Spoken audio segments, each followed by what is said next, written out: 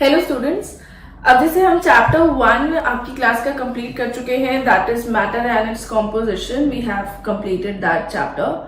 तो थ्योरी हम पूरी कंप्लीट कर चुके हैं। आज हम उसी चैप्टर के back exercise questions and some problem related with the law of conservation of mass हम आज की क्लास में करने वाले हैं। तो अगर आपको लॉ ऑफ कंजर्वेशन ऑफ मास वाले टॉपिक में अगर कोई दिक्कत है, आपसे न्यूमेरिकल नहीं बन पा रहे हैं, तो वो हम आज क्लास में डिस्कस करेंगे। So you can go through this class and learn more about how to solve the questions for law of conservation of mass. और जो बैक एक्सरसाइज में अगर आपको कोई दिक्कतें हैं तो हम थोड़ी बहुत वो भी डिस्कस करेंगे, तो आप उन्हें भी थोड़ा क्लियर कर सकते हैं। Apart from that, if you're facing any problem in this chapter, you can totally ask me anytime. आप मुझसे पूछ सकते हैं. You can WhatsApp me or you can call me either for the queries. Okay. So now starting with the questions of law of conservation of mass, हम book के ही questions करने वाले हैं. तो पहला question है हमारे पास जो calculation based on law of conservation of mass के.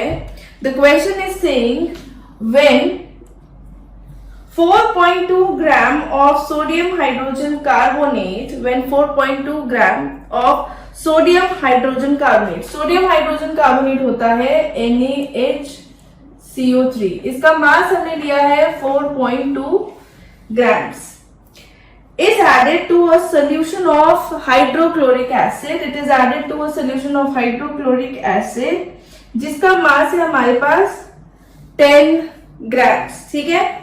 Now, it is observed that 2.2 grams of CO2 is formed. CO2 बन गया आपके पास 2.2 grams. ठीक है. It is released in the atmosphere. The residue left behind is found to weigh 12 gram. तो जो भी ये है, क्योंकि कार्बन डाइऑक्साइड बन रहा है तो ये तो हमारे पास हवा में उड़ जाएगा because it is a gas. तो जो भी आपके पास रेसिड्यू बन रहा है उसका मास आपको दिया गया है कि इट इज 12 ग्राम. ठीक है. अब इसमें आपको बताना है कि क्या ये ऑब्जर्वेशंस आपके लॉ ऑफ कंजर्वेशन ऑफ मास को होल्ड कर रही हैं या नहीं कर रही हैं. मतलब आपको बेसिकली प्रूफ करना है इसके अंदर कि लॉ ऑफ कंजर्वेशन ऑफ मास वाला लॉ आपका कंप्लीटली चल रहा है इस क्वेश्चन में. ठीक है. तो हम रिएक्शन लिखेंगे. अगर मैं आपको बताऊं NaHCO3 जो होता है ये जब HCl के साथ रिएक्ट करता है ये एक बेस की तरह एक्ट करेगा. तो आपके पास बनेगा सॉल्ट, वाटर एंड CO2. ठीक है. आपके पास सॉल्ट, वाटर एंड CO2 रह जाएंगे. अब अगर हम इसमें देखिए इसका मास हमको कितना गिवन है 4.2, इसका कितना गिवन है 10. तो ये हमारे पास टोटल मास कितना हो गया 14.2. Mass of the reactant, the sum of the mass of reactants is 14.2 grams. ठीक है. आपसे बोला गया है कि जो CO2 है वो हवा में जा रही है, उसके अलावा जो भी बचा हुआ रेसिड्यू है. तो रेसिड्यू किसका बचेगा हमारे पास, इन चीजों का. तो इनका मास हमारे पास गिवन है 12 और CO2 जो जा रही है वो कितनी बची है आपके पास 12 प्लस 2.2 ग्राम्स. ठीक है. तो इससे क्या हुआ आपके पास law of conservation of mass is basically agreeing with this equation. ठीक है. It is upholded here. Law of conservation of mass यहाँ पे ट्रू बैठ रहा है क्योंकि ये भी हमारे पास 14.2 आ गया जितना हमें मास की इंफॉर्मेशन गिवन थी, और ये भी आपके पास 14.2 है जितनी आपको यहाँ पे रिएक्टेंट के मास की इंफॉर्मेशन प्रोवाइडेड है. ठीक है. आपने देखा mass of the reactant is equals to mass of the product है. That is why this law is conserved here.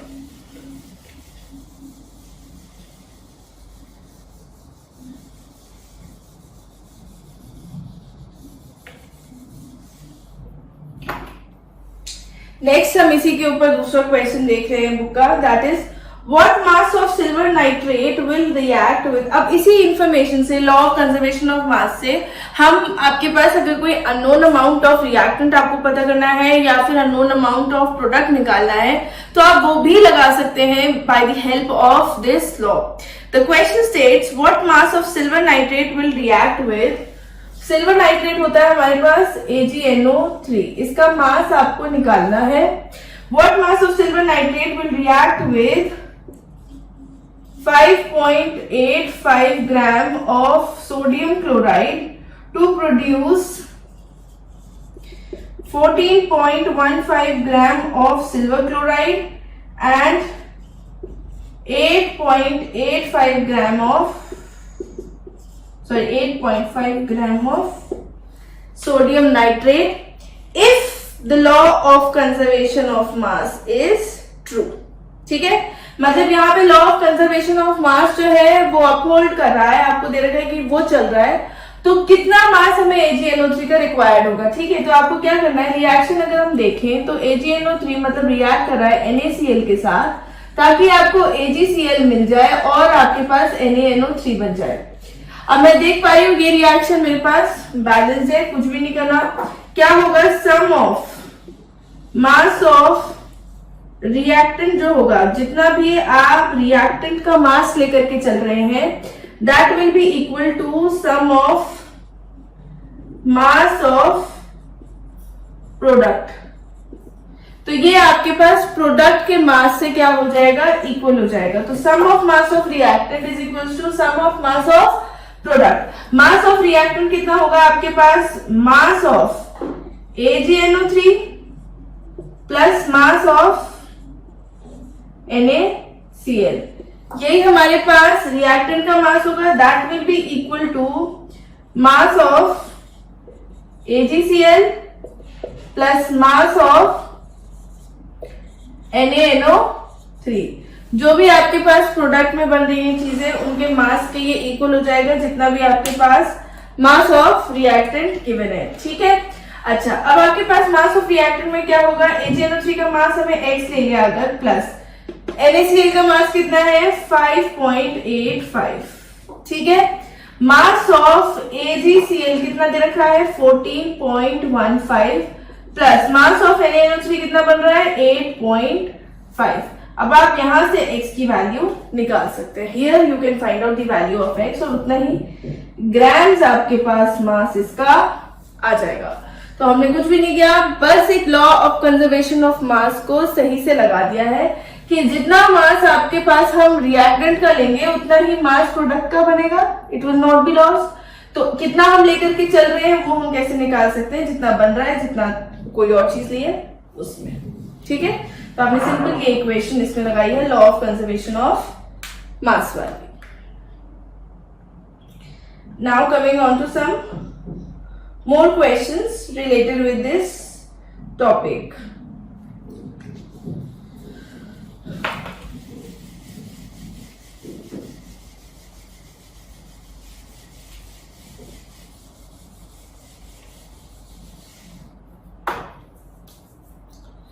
So the third question is 4.9 gram of potassium chlorate, potassium chlorate होता है KClO3, इसका कितना लिया 4.9 ग्राम। आपको कभी भी question solve करना हो, आपको जो भी information provided in the question है, आप उसको गिवन को लिख लो एक तरफ, तो आपको काफी आइडिया हो जाएगा कि भाई क्या क्या चीजें आपको निकाल सकते हैं, इस इंफॉर्मेशन का आप यूज कहाँ पे कर सकते हैं। क्वेश्चन में हमको गिवन है KClO3 का मास है 4.9 ग्राम। ठीक है, when heated produced 1.92 gram of oxygen. जब हमने इसे हीट किया तो इसने 1.92 ग्राम ऑफ ऑक्सीजन बना दी, and the residue of KCl left behind is weight to be, KCl आपके पास कितना बन रहा है 2.98। ठीक है, अब ये आपको बताना है कि they are in confirmation with law of conservation of mass. ठीक है, क्या इसमें फॉलो हो रहा है या नहीं हो रहा है। तो रिएक्शन से हमको इससे ज्यादा तो मतलब रहता नहीं है, इसमें आप डायरेक्टली भी निकाल सकते हैं, बट KClO3 KCl और O2 में टूट जाता है। इसको बैलेंस करेंगे तो ये कुछ इस तरीके से आएगा, लेकिन बैलेंसिंग की हमको यहाँ पे खासा जरूरत नहीं है, क्योंकि आपको साफ दे रखा है इतना मास लिया तो इतना मास बनेगा, तो आपको लॉ ऑफ कंजर्वेशन ऑफ मास लगाना है। अगर मैंने 4.9 ग्राम KClO3 लिया है तो 4.9 ग्राम ही इन दोनों का मास आना चाहिए ऐड करके। ठीक है, तो अगर मैंने इनको ऐड किया 1.92 प्लस 2.98 तो कितना आएगा मेरे पास, वो भी 4.9 grams. So yes, this equation या this information is in accordance with law of conservation of mass. इसमें आपके पास law of conservation of mass follow हो रहा है.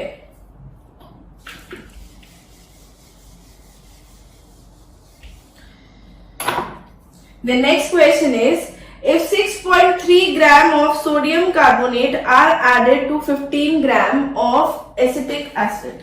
आपसे सोडियम कार्बोनेट गिवन है सिर्फ, तो that is Na2CO3. Hydrogen carbonate होता है, सोडियम हाइड्रोजन कार्बोनेट, तो वो NaHCO3 हो जाता. ठीक है, इसका मास है 6.5 ग्राम. इसको आप एसिटिक एसिड में ऐड करो. एसिटिक एसिड होता है CH3COOH, इसका मास लिया है आपने 15 ग्राम्स. तो 15 ग्राम्स ऑफ CH3COOH सोल्यूशन में आपने इसको ऐड किया. Now it is found that the residue is weight to be 18.9 grams. 18.9 grams आपके पास रेसिड्यू का मास आ रहा है. Residue 18.9 grams. Sorry, it is 18.9, it is 18.0, that is 18 gram. It is 18 grams. What is the mass of carbon dioxide released in the reaction? कितना mass of CO2 आपके पास बनेगा इस रिएक्शन में? तो हमें क्या करना है, पहले हमें देखना है कि रेसिड्यू किस किस चीज का होगा. तो Na2CO3 प्लस CH3COOH जो है ये आपको देने वाला है CH3COONA plus CO2 plus H2O, और बैलेंस करेंगे तो यहाँ पे 2 आ जाएगा, यहाँ पे 2 आ जाएगा. ठीक है, अच्छा, तो इसका रेसिड्यू आपके पास जो बन रहा है वो इन चीजों का बन रहा है. CO2 आपके पास इवॉल्व हो रही है, तो कितना मास इवॉल्व होगा आपका, ये 6.5 plus 15 is equal to 18 plus mass of CO2. तो mass of CO2 will come out to be 3.3 grams करीब आपके पास ये आ जाएगा. ठीक है, एंड इट वाज 6.3, ये आपके पास 6.3 है. ठीक है, तो this is the question. Now coming on to question number 5. सिर्फ हमने कुछ भी नहीं कर रहे हैं, mass of reactants is equal to mass of product को इक्वल करते रहे हैं. There is nothing much we are doing. Calculate the weight of quicklime formed when 400 gram of calcium carbonate is heated. अब आपको ये क्वेश्चन में बोला गया है, अब आप इसमें इसको आपको दूसरा नहीं दिया हुआ, आपको बोला है मेरे पास 400 ग्राम कैल्शियम कार्बोनेट है. जब मैं इसको हीट कर दूंगी तो मेरे पास कितना क्विक लाइन बनेगा. See quicklime is CaO. This is quicklime. इसका कितना मास मेरे पास बनेगा जब हम कैल्शियम कार्बोनेट 400 ग्राम लेकर के हीट कर देते हैं. इस क्वेश्चन में आपको थोड़ा सा यूनिटरी मेथड यूज करने की जरूरत है, क्योंकि जब कैल्शियम कार्बोनेट को हम हीट करते हैं ये देता है कैल्शियम ऑक्साइड एंड CO2. अब आपको इसका मास तो गिवन है कि इसके हमने 400 ग्राम ले लिए. ठीक है, पर आपको CO2 का मास नहीं गिवन है, तो आप माइनस नहीं कर सकते. अगर law of conservation of mass directly लगाना होता तो हमें मास ऑफ CO2 प्रोवाइडेड होता, जिसके अकॉर्डिंग हम ये निकालते कि CaO कितना बनेगा. दिस इज इक्वल टू इसका मास प्लस इसका मास, तो इसमें से इसका माइनस कर देते, इसका मास आ जाता. पर इस क्वेश्चन में हमें ऐसी इंफॉर्मेशन नहीं प्रोवाइडेड है. All we are given with इस 400 ग्राम से कितना कैल्शियम ऑक्साइड बनेगा. तो पहले मैं इससे निकालना चाह रही हूं, इससे मैं इसका रिलेशन निकालना चाह रही हूं कितना बनेगा.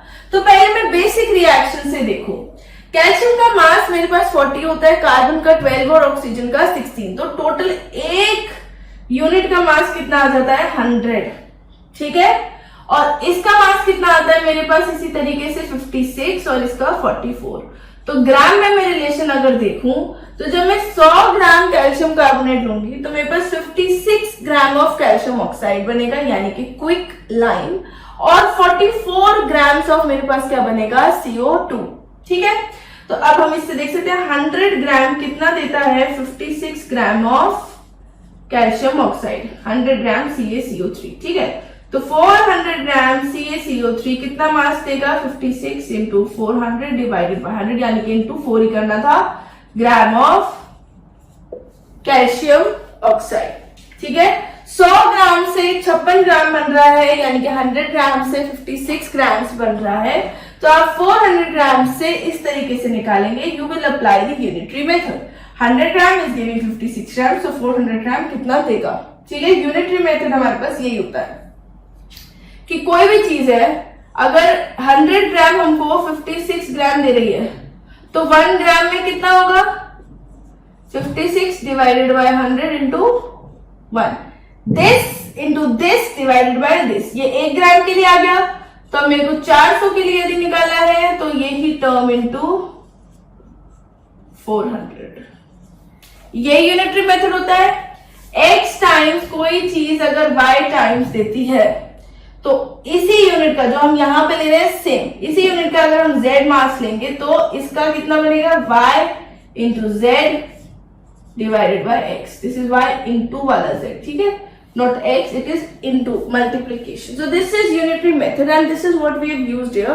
यहाँ पे हमने unitary method का ही इस्तेमाल किया है, ठीक है। तो यहाँ पे आपके पास law of conservation of mass के क्वेश्चंस हो चुके हैं, एक क्वेश्चन और रह गया है, let's just see that also. Calculate the weight of magnesium oxide formed, कितना मैग्नीशियम ऑक्साइड आपके पास बन रहा है। Calculate the weight of magnesium oxide formed when 72 gram of magnesium is burnt in air, ठीक है। मैग्नीशियम ऑक्साइड आपके पास कितना बनेगा जब आपने 72 ग्राम मैग्नीशियम को बर्न किया है एयर में। तो पहली बात तो इसको बैलेंस करेंगे तो ये कुछ इस तरीके से आ जाएगा, ठीक है। 2 mg है, 2 mg, 2 ऑक्सीजन, 2 ऑक्सीजन, तो यहाँ पे नहीं था, मैंने 2 लगा दिया तो बैलेंस हो गया, ठीक है।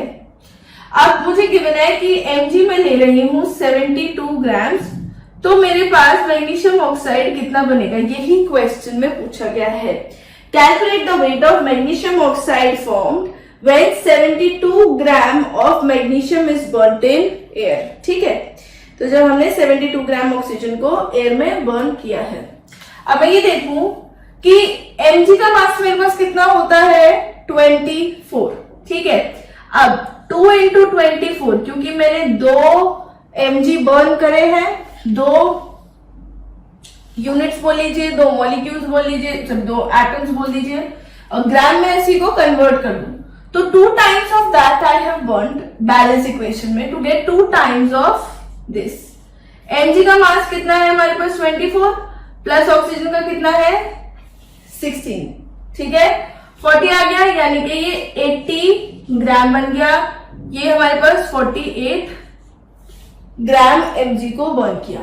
तो 48 ग्राम ऑफ mg जब हीट करेंगे ऑक्सीजन में, एक्सेस ऑक्सीजन है, तो आपके पास 80 ग्राम ऑफ मैग्नीशियम ऑक्साइड बनता है।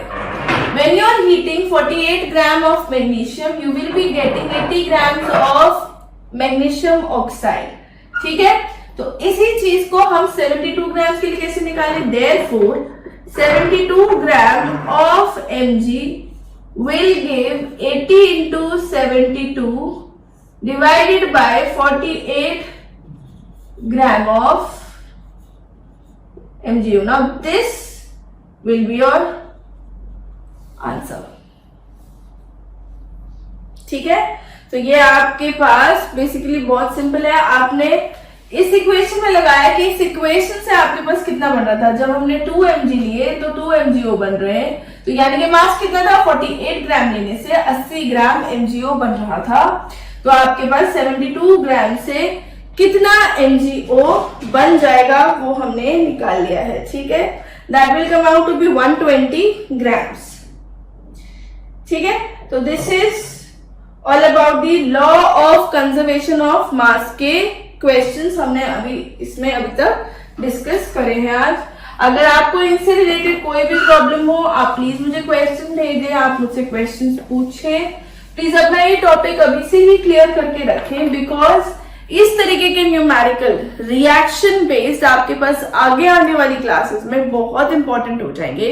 तो अगर आपको अभी से इनका एक्सपोजर मिल रहा है, दैट इज वेरी गुड, और आप अभी से ये क्वेश्चंस ट्राई करेंगे तो बहुत अच्छा आपके पास बेस बन जाएगा फॉर योर हायर क्लासेस।